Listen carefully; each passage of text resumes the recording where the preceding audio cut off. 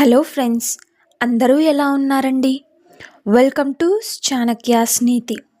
జీవితంలో కష్టపడకుండా ఏదీ రాదు. అలా వచ్చింది ఎప్పటి కూడా నిలవదు. గంధపు చెట్టు తనని నరికే గొడ్డలికి కూడా పరిమళాన్ని ఇస్తుంది.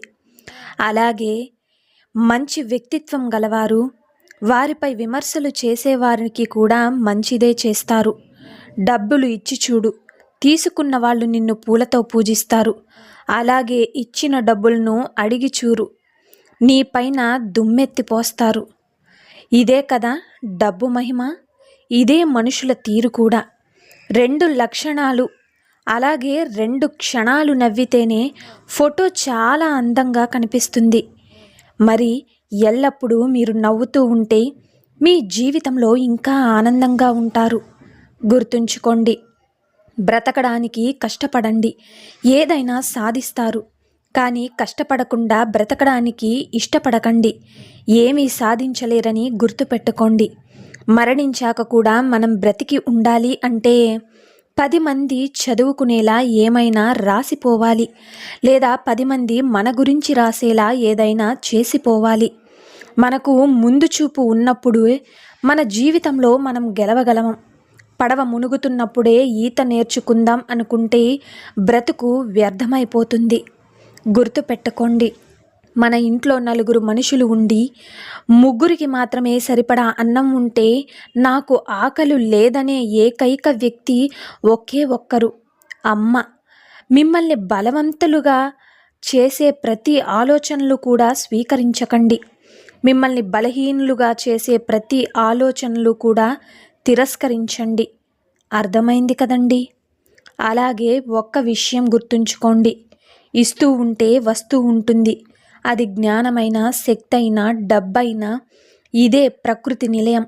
బాధ్యతగా ఉన్నవారికి బాధలు ఎక్కువ, నీతిగా ఉన్నవారికి నిందలు ఎక్కువ.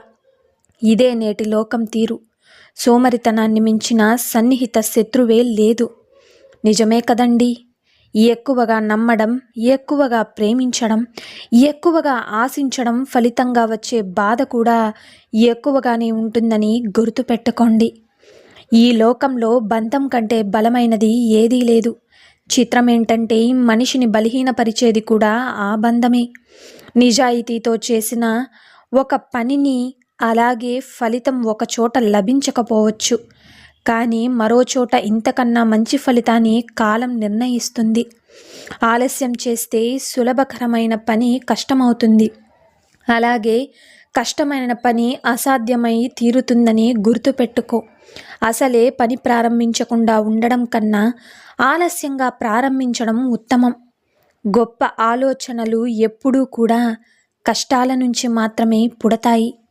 అందుకే కొన్ని కష్టాలు ఒక్కొక్కసారి మనిషి తలరాతనే మారుస్తాయి. మనం ఆత్మీయులతో పంచుకుంటే మన సంతోషం రెట్టింపు అవుతుంది, అలాగే విషాదం సగం అవుతుంది.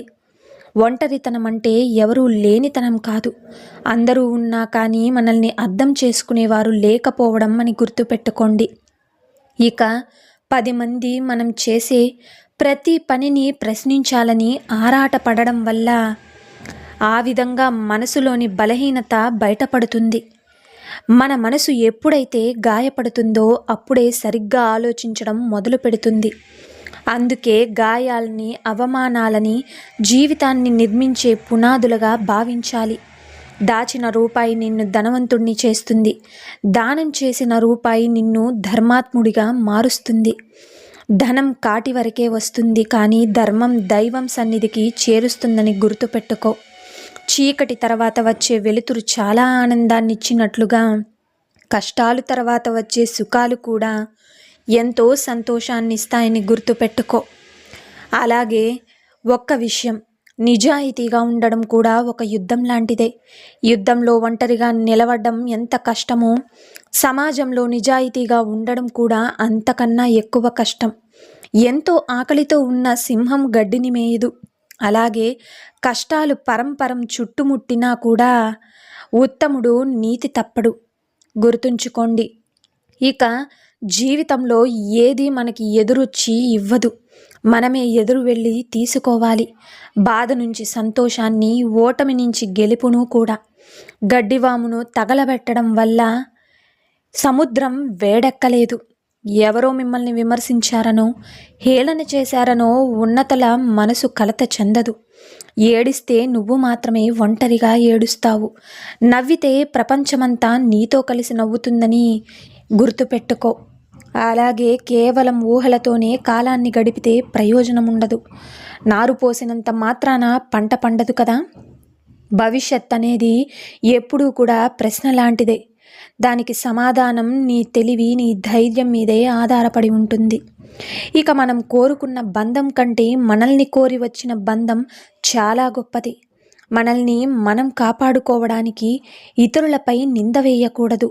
కాలానికి నిజం నిరూపించే శక్తి ఒకటి ఉంటుంది. గుర్తుంచుకోండి, అందరూ మనవాళ్లే అనుకో, తప్పులేదు. కానీ అందరూ మనలాంటి మనస్తత్వం కలవారే అని అనుకుంటే మాత్రం నీ పొరపాటే. అది ఖచ్చితంగా నీ పొరపాటే. ఎప్పుడూ సంతోషంగా ఉండాలనే కోరిక కంటే మనకు ఉన్నంతలో సంతృప్తిగా బ్రతకాలి అనే ఆలోచన చాలా విలువైనది. గాయపరిచిన గతాన్ని, కలిసిరాని కాలాన్ని నిందిస్తూ ఉంటే జీవితంలో కృంగిపోవడం తప్ప సాధించడం ఏమీ ఉండదు. అన్నింటినీ మరిచిపోయి ముందుకు సాగినప్పుడే మనం అనుకున్నది సాధించగలుగుతాము. జీవితం ఒక పుస్తకమైతే మొదటి పేజీ జననం, చివరి పేజీ మరణం. అవి రెండు మన చేతుల్లో లేవు, కానీ మధ్యలో అన్ని పేజీలన్నీ మనవే. మనం ఏం కావాలనుకుంటే అది చెయ్యవచ్చు. ఏం చెయ్యాలనేది మనపైనే ఆధారపడి ఉంటుంది. గుర్తుపెట్టుకోండి, కోపం హద్దులు దాటుతున్నప్పుడు మాటలతో సమాధాన్ని ఎప్పుడూ కూడా చెప్పకూడదు. అలాగే మీ మౌనానికి మించిన బలమైన సమాధానం ఇంకా ఏదీ లేదని గుర్తుపెట్టుకోండి. కాలం నువ్వు కలిసే వ్యక్తులను, హృదయం మీరు కోరే వ్యక్తులను నిర్ణయిస్తుంది. అర్థమైంది కదండి. మీ ప్రవర్తన మీతో ఉండేవారిని నిర్ణయిస్తుంది. ఎదగాలంటే ఒదిగి ఉండడం నేర్చుకోవాలి. గెలవాలంటే ఓటమిని ఒప్పుకోవడం నేర్చుకోవాలి. సర్దుబాటు లేనిదే జీవితంలో ఏదీ సంపూర్ణం కాదు. ఇక అందానికి అభిమానులు ఎక్కువ, అధికారానికి బానిసలు ఎక్కువ, పదవికి చెక్కభజనలు ఎక్కువ, ఇంకా ధనానికి పొగడ్తలు ఎక్కువ, నిజానికి శత్రువులు ఎక్కువ, నీతికి నిందలు ఎక్కువ, మంచికి కష్టాలు ఎక్కువ అని గుర్తుపెట్టుకోండి. ప్రశ్నించే తత్వం నీలో పెరిగే కొద్దీ నిన్ను ద్వేషించే శత్రువుల సంఖ్య పెరిగిపోతూ ఉంటుంది. సహనం నీకుంటే సకలం నీదే, వినయం నీకుంటే విజయం నీదే. గుర్తుపెట్టుకోండి, గాయపరిచిందని గతాన్ని, కలిసి రావట్లేదని కాలాన్ని నిందించొద్దు. ప్రతి జీవితానికి గెలుపు రాసిపెట్టి ఉంటుంది. అలాగే ఆ సమయం కోసం అన్వేషిస్తూ సాగిపోవాలి. గుర్తుంచుకోండి, భార్యను మోసం చేసే భర్తను ఈ 3 విషయాల ద్వారా మనం కనిపెట్టొచ్చు. 1, భార్యను ఇతర స్త్రీలతో పోలుస్తూ ఉంటారు. ఇక 2వది, భార్యను ఇతరుల ముందు అవమానిస్తూ తక్కువ చేసి మాట్లాడడం. ఇక 3వది, భార్యను ఒక బానిసలా హీనంగా చూడ్డం. నిజంగా ఒక వ్యక్తికి నీ మీద ఇష్టం ఉంటే కనుక ఎలాంటి పరిస్థితుల్లోనైనా నీతో మాట్లాడకుండా నీకు దూరంగా అస్సలే ఉండలేరు. అలాగే మనసు అందరినీ ఇష్టపడదు. ఒకసారి ఇష్టపడితే ప్రాణం పోయినా మరువదు. అర్థమైంది కదండి. మన జీవితం ఎదుటివారికి ఆకర్షించేంతగా అందంగా లేకపోయినా ఎదుటివారిని ఆలోచింపజేసేంత అద్భుతాలు ఉంటే చాలు, మనిషిగా మనం విజయం సాధించినట్లే. అర్థమైంది కదండి. సో చూశారు కదండి ఇవాల్టి వీడియో. ఈ వీడియో మీకు నచ్చిందని అనుకుంటున్నాను. నచ్చితే చిన్న లైక్ చేయండి. అలాగే మన ఛానల్ని ఎవరైనా స్టార్టింగ్ చూస్తుంటే సబ్స్క్రైబ్ చేసుకోవడం మర్చిపోవద్దండి. ఇలాంటి చాణక్య మరిన్ని మోటివేషనల్ వీడియోస్ మీకు నోటిఫికేషన్ రూపంలో రావాలంటే పక్కనున్న బెల్ సింబల్ని క్లిక్ చేయండి. అలా చేస్తే నేను పెట్టే ప్రతి వీడియో మీకు నోటిఫికేషన్ రూపంలో వస్తుంది. So thank you for watching friends.